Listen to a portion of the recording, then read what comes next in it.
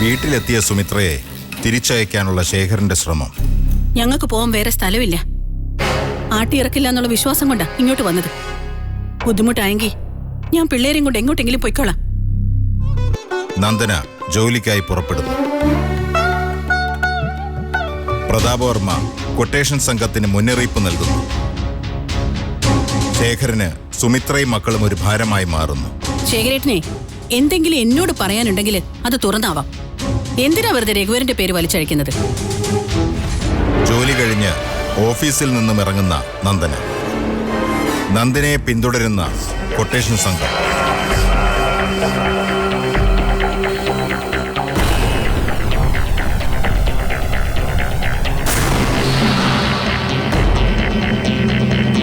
നന്ദന വഴിയിൽ വെച്ച് അച്ഛൻ പെങ്ങളെ കണ്ടുമുട്ടും.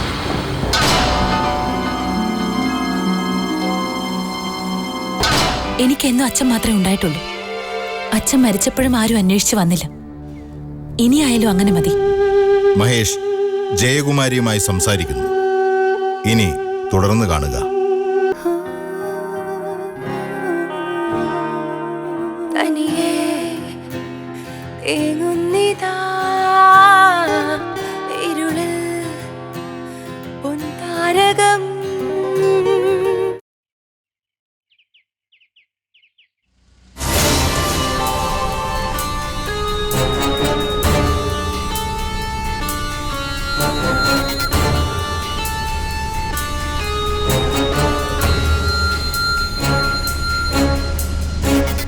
എന്താ ഭായി ഞങ്ങൾ ചെയ്യേണ്ടത്?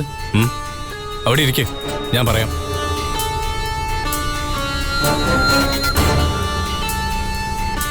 ഇറങ്ങട്ടെ ഭായി. മിണ്ടാതിരിക്കടാ.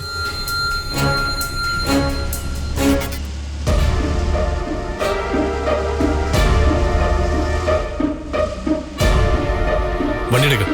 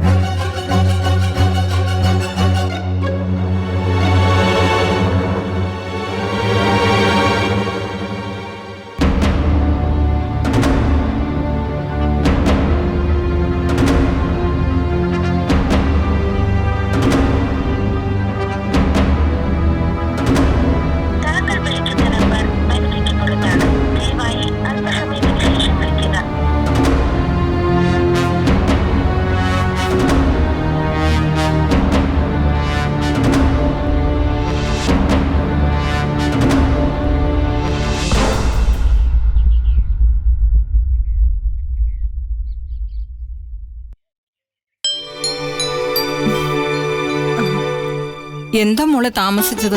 ബസ് കുറച്ച് അപ്പുറത്താ മുത്തശ്ശി നിർത്തിയത്. റോഡിലെന്തോ പണി നടക്കുന്നു. പിന്നെ ഞാനങ്ങ് നടന്നു. കാണാതിരുന്നപ്പോ ഞാൻ പേടിച്ചു പോയി. അന്വേഷിക്കാൻ വേണ്ടി ഭാസ്കരനെ വിടാൻ തുടങ്ങിയായിരുന്നു. വാ, ചായ കുടിക്കാം. ഒന്ന് മേലഴുകിയിട്ട് മതി ചായ. എങ്കിൽ മോള് ചെല്ല.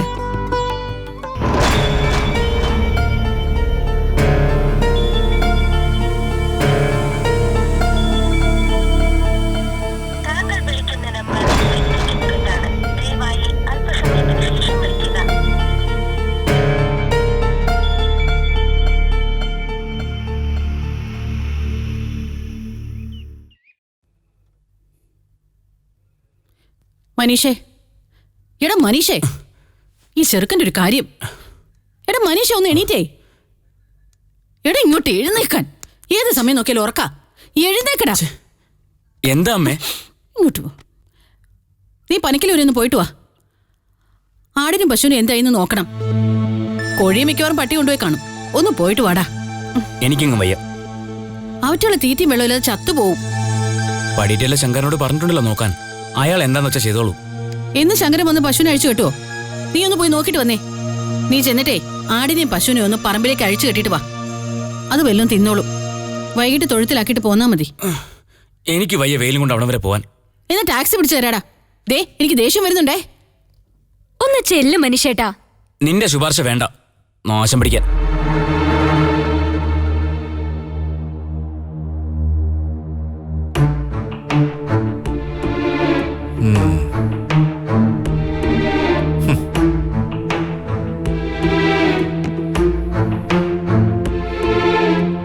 നാക്കേന് നല്ലത് വരില്ല. എപ്പോഴും ഇതാ ചെക്കൻ പറയുന്നത് നാശം പിടിക്കാനെന്ന്. പിന്നെ എങ്ങനെയാ ഗുണം പിടിക്കുന്നത്? സുമിത്രേ, ഇവന്റെ പോക്കത്ര ശരിയല്ല. വീട് ഭരിക്കുന്നത് ഇവനാണെന്ന ഭാവത്തിലാ നടപ്പ്. കാര്യവിവരമില്ലാത്ത ചെറുക്കനല്ലേ. രഘുവേട്ടനോട് മനീഷ ദേഷ്യം പിടിച്ച പോലെ സംസാരിക്കുന്നേ. അവന്റെ ദേഷ്യം മുഴുവൻ എന്നോടാ സുധേ. ഞങ്ങളിങ്ങനെ ഈ വീട്ടിൽ വന്ന് നിൽക്കുന്ന ഉൾപ്പെടെ എല്ലാത്തിനും കാരണം ഞാനാണെന്നാ മനീഷ് പറയുന്നത്. പറഞ്ഞു വരുന്നത് എന്താന്ന് മനസ്സിലായി. എല്ലാവരുടെയും സംസാരം മോളിൽ ചെന്ന് തറയ്ക്കുന്നത് ഒരിടത്തേക്കാണല്ലോ. അബദ്ധായി പോയി നിന്നോട് പണം വാങ്ങിച്ചത്. എങ്കിലത് തിരിച്ചു തന്ന് ആ അബദ്ധം അങ്ങ് തിരുത്തിക്കൂടെ? അമ്പിളി, എന്തിനാ അമ്മ എപ്പോഴും ഇങ്ങനെ കുത്തുവാക്ക് കേൾക്കുന്നേ? കുറച്ചൊക്കെ അഭിമാനം നമുക്കും ഇല്ലേ? നിന്നോട് അഭിപ്രായം ചോദിച്ചില്ല. വാ. അമ്മ ഇത് ആരെ പേടിക്കുന്നേ? കിട്ടാനുള്ളതല്ലേ നമ്മൾ ചോദിക്കുന്നേ? നിന്നോട് വരാനാ പറഞ്ഞത്. വാ, നടക്കങ്ങോട്ട്.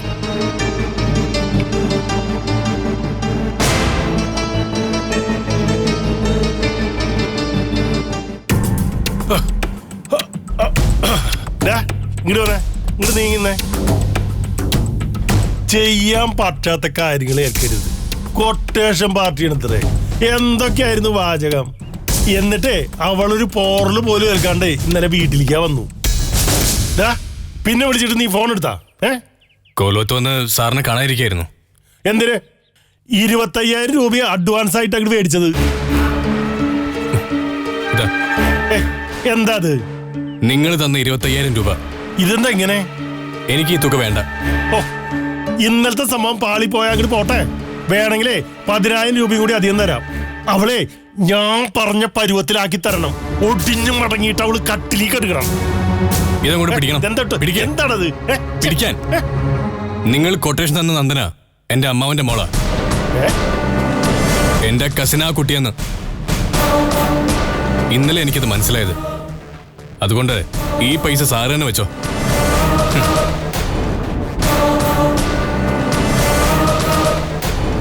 പിന്നൊരു കാര്യം, നന്ദനക്കെട്ട് പണി കൊടുക്കാനുള്ള പരിപാടി ഇതോടെ നിർത്തിക്കോണം. ഇനി അതിന് ശ്രമിച്ച മറ്റാരെങ്കിലും കൊട്ടേഷൻ ഏൽപ്പിച്ച പണി നിങ്ങൾക്കാരും കിട്ടുക. അപ്പോ ഓക്കെ.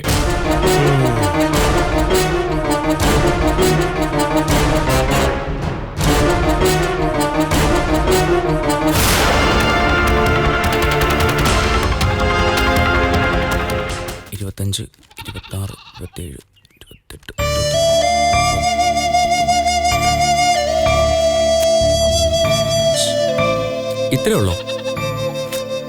ആടിനെയും പശുവിനെയും കൊണ്ടുവരാൻ വരുമ്പം ബാക്കി തരാം. ഈ പൈസ തീരെ കുറവാ. എനിക്കൊരു 10,000 രൂപ കൂടി കിട്ടണം. കറവ കുറഞ്ഞ കന്നുകാലിക്ക് തീരെ ഡിമാൻഡില്ല മോനെ. അപ്പൊ കോഴിയുടെ കാശോ? 4 കോഴികളല്ലേ, 500 രൂപ വേറെ തരാം. ഇതെനിക്ക് നഷ്ടക്കച്ചവടാ. നോമ്പ് കാല ആടിനും പശുവിനും തീരെ വിലയില്ല. മോൻ അത്യാവശ്യം പറഞ്ഞോളൂ, ഞാനങ്ങ് വാങ്ങിച്ചേ ഉള്ളൂ. പിന്നെ വീട്ടുകാരറിയാതെയുള്ള കച്ചവടമാണെന്ന് എനിക്കറിയാം. പ്രശ്നമൊന്നും ഉണ്ടാവരുത്. നിങ്ങൾക്ക് പ്രശ്നം ഉണ്ടാകാതിരുന്ന പോരെ. എന്തായാലും എനിക്ക് കുറച്ച് പൈസ കൂടി തരണം. എന്തെങ്കിലും ഒന്ന് അഡ്ജസ്റ്റ് ചെയ്യ്. എന്നാ പിന്നെ ഞങ്ങൾ പോയി ടെമ്പോ ആയിട്ട് വരാം. എന്നാ നമുക്ക് പോവാം. ശരി. നിങ്ങളുടെ അമ്മ അറിയുമ്പോ കുഴപ്പമാവില്ലേ മനീഷേ? നീ ഒന്ന് ചുമ്മാ ഇരിക്ക്. വാ.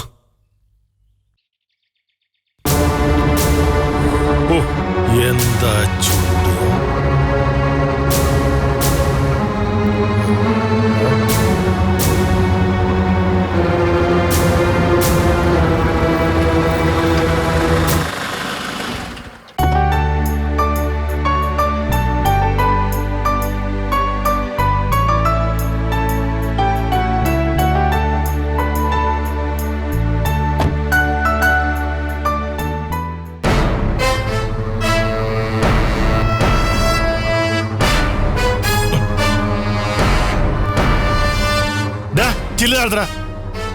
ഫുള്ളായിട്ട് താഴ്ത്തിടാൻ. എന്തുട്ടാണ് സോജ അത്? പുറത്തു പോണെന്ന് വിചാരിച്ച് കാത്തു നിന്നിട്ടേ മണിക്കൂർ ഒന്നായി. കോലോത്ത് കാറുകളുണ്ടെന്ന് പറഞ്ഞിട്ട് എന്താ കാര്യം? ഒരു കാര്യത്തിനും ഉപകരിക്കില്ല. അതിലും വലിയൊരു ആവശ്യത്തിന് പോയതായിരുന്നു വർമ്മേ ഞങ്ങള്. എല്ലാവരുടെയും കാര്യങ്ങളും നടക്കണ്ടേ? എന്തോന്നാണാവോ ഇത്ര വലിയ ആവശ്യം? അമ്പലത്തിൽ ആനനെ നടക്കിരുത്താൻ പോയതാണോ? ആനയെ നടക്കിയിരുത്താനല്ലെങ്കിലും അമ്പലത്തിൽ പോയതാ. ഇന്ന് പിറന്നാളാണേ. ഓ, പിറന്നാൾ ആഘോഷിക്കാൻ പറ്റിയ പ്രായം. എന്റെ അല്ല പ്രതാപവർമ്മേ, നന്ദനയുടെയാ പിറന്നാള്.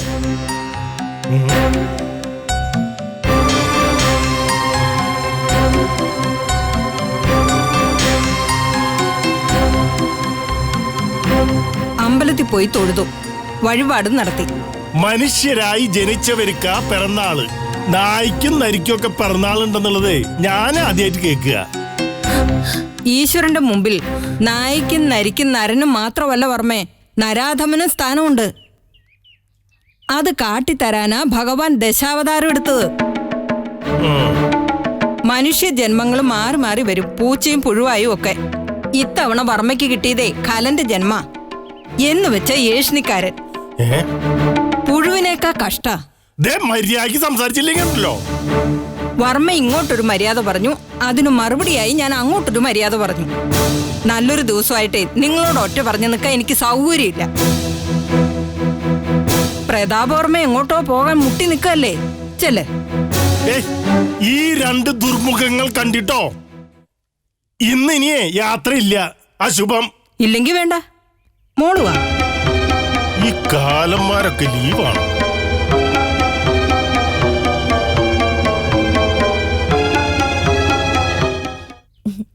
മുത്തശ്ശി, ദാ പായസം. മധുരം അധികം കഴിച്ചുകൂടാത്തതാ, പക്ഷെ ഇന്ന് ഞാൻ കഴിക്കും. മോളുടെ പിറന്നാൾ സ്പെഷ്യൽ അല്ലേ, അത് നിന്റെ കൈകൊണ്ട്. നോക്കട്ടെ.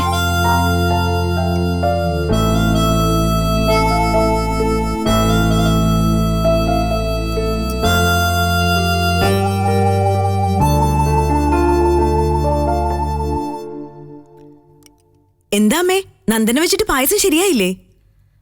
ശരിയായില്ലേന്നോ? പ്രതിഭ കുടിച്ചു നോക്കിയില്ലേ? ഇല്ല. പായസത്തിന്റെ മണം അടിച്ചപ്പോ എനിക്ക് പതിവില്ലാത്തൊരു വല്ലായ്മ, മനം മറിക്കുന്ന പോലെ. എന്നാ കുടിക്കണ്ട കേട്ടോ. മനസ്സിന് പിടിക്കാത്ത കഴിച്ചിട്ടേ അസുഖം വരുത്തി വെക്കണ്ട കേട്ടോ മോളെ. നല്ല ഒന്നാന്തരം പായസം, ചേരുവകളൊക്കെ കൃത്യമായി ചേർന്നിട്ടുണ്ട്. പെൺകുട്ടികളായ ഇങ്ങനെ വേണം. അക്കാര്യത്തിൽ ഞാൻ സുമിത്രയെ സമ്മതിച്ചിരിക്കുന്നു. സുമിത്ര കാരണം മോൾക്ക് പാചകം പഠിക്കേണ്ടി വന്നില്ലേ? എന്നാലും കൈപ്പുണ്യം എന്ന് പറയുന്നത് സ്വന്തമായിട്ട് കിട്ടുന്നതാ. അതിന് ദൈവാധീനം വേണം. മാമ്പഴ പുളിശ്ശേരി, പാൽ പായസം. ഇനി എന്തൊക്കെ സ്പെഷ്യലായിട്ട് എന്റെ കുട്ടിക്ക് ഉണ്ടാക്കാൻ അറിയാം? പോത്തർച്ചി ഉലർത്തിയത്.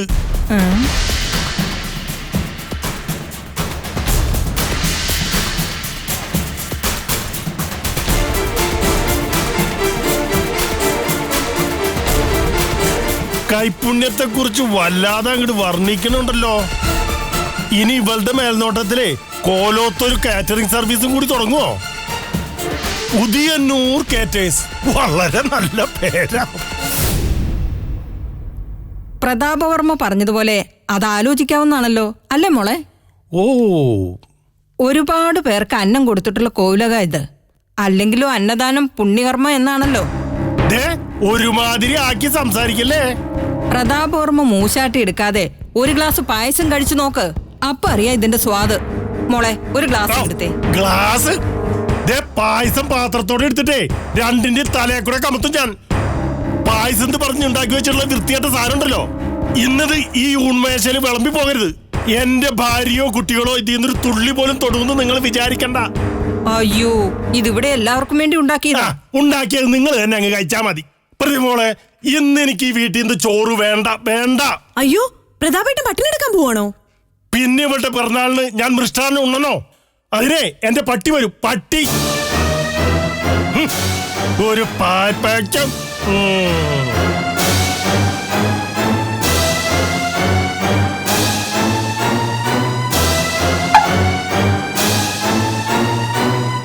വന്നു വന്നു പായസത്തിനോട് സമരമായി. വേണ്ടാത്തവര് കഴിക്കണ്ട, അത്ര തന്നെ.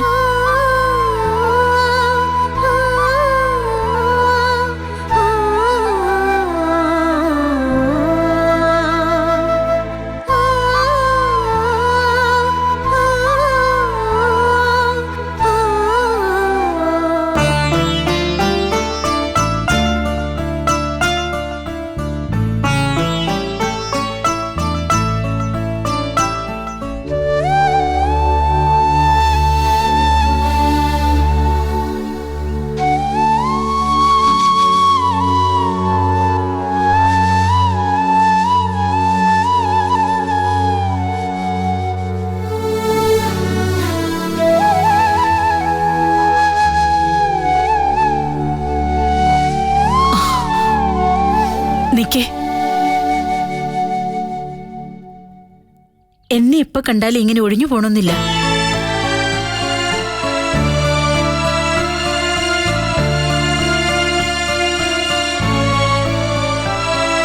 പിറന്നാളാണല്ലേ, പ്രതിഭ പറഞ്ഞു. മറ്റൊരാൾ പറയേണ്ടി വന്നു അതറിയാൻ. എനിക്ക് മാത്രമല്ല, നായക്കും നരിക്കും ഒക്കെ ഉണ്ട് പിറന്നാള്. അതുപോലെയുള്ളൂ എന്റെ പിറന്നാളും. പ്രതാപേട്ടന് ഓരോന്ന് പറയുന്നതിന് ഞാൻ എന്ത് ചെയ്യാനാ? അരുതെന്ന് വിലക്കാൻ പോലും സ്വാതന്ത്ര്യമില്ല. ഇത്രയും നാളായിട്ടും അത് മനസ്സിലായില്ലേ?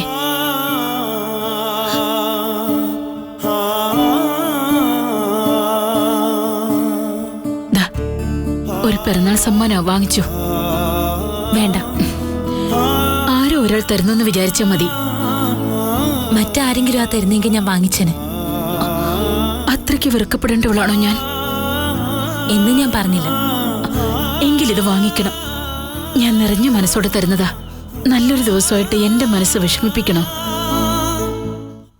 നല്ല ദിവസമാണോ? എന്നോ മനഃപൂർവ്വം മറന്ന് ശപിക്കപ്പെട്ട ദിവസം. അങ്ങനെയാ പറയേണ്ടത്. പിറന്നാളിന്റെ ഓർമ്മകളിൽ ആദ്യം വരുന്നത് അച്ഛന്റെ കൂടെയുള്ള അമ്പലത്തിൽ പോക്ക്, ഭഗവതിക്ക് ഒരു ഭാഗ്യസൂക്ത അർച്ചന, അതിന്റെ പ്രസാദമായ പായസം, പിന്നെ വൈകിട്ട് അച്ഛൻ വരുമ്പോ ഒരു ജോഡി പുതിയ ഡ്രസ്സ്, അതിന്റെ പുത്തൻ മണം അടുത്ത പിറന്നാൾ വരെ നിൽക്കുമായിരുന്നു.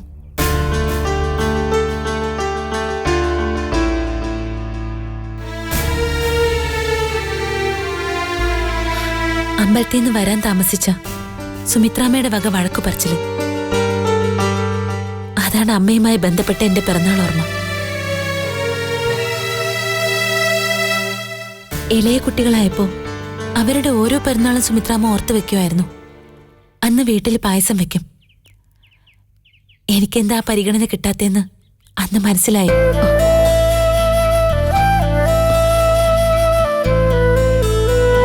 മനസ്സിലായതിനു ശേഷമുള്ള ആദ്യത്തെ പിറന്നാളായത്. അമ്പലത്തിൽ പോകാനും പായസം വെക്കാനും ഒക്കെ മുത്തശ്ശി മുൻകൈ എടുത്തു. മതി, അത്രയും സന്തോഷം മതി എനിക്ക്. നീ ഇത് വാങ്ങിച്ചില്ലെങ്കിൽ എനിക്ക് വിഷമാവും. വാങ്ങിച്ചാൽ അതിലേറെ വിഷമിക്കുന്നത് ഞാനായിരിക്കും. കഴിഞ്ഞ വർഷം വരെ ഈ തീയതി എനിക്ക് ജന്മദിനം മാത്രമായിരുന്നു. ഞാൻ മറന്നാലും അച്ഛനെ ഓർക്കുന്ന ദിവസം. ഇനി മുതൽ എനിക്ക് ഈ ദിവസം മറക്കാൻ കഴിയില്ല. കാരണം ഇപ്പൊ ഇതൊരു ഓർമ്മ ദിവസം കൂടിയാ. സ്നേഹം പകർന്നു തന്ന് വളർത്തേണ്ടയാൾ ഉപേക്ഷിച്ചതിന്റെ ഓർമ്മ ദിവസം.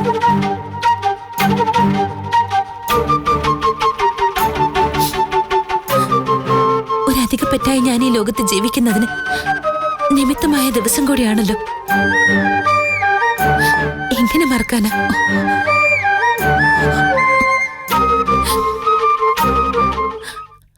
അച്ഛനെയും എന്നെയും തള്ളി പറഞ്ഞൊരാളുടെ കയ്യിൽ നിന്ന് ഇങ്ങനൊരു പാരിതോഷികം, അതും പിറന്നാൾ സമ്മാനം, സ്വീകരിച്ചാൽ നോവുന്നത് എന്റെ അച്ഛന്റെ ആത്മാവായിരിക്കും. ഞാനത് ചെയ്യില്ല.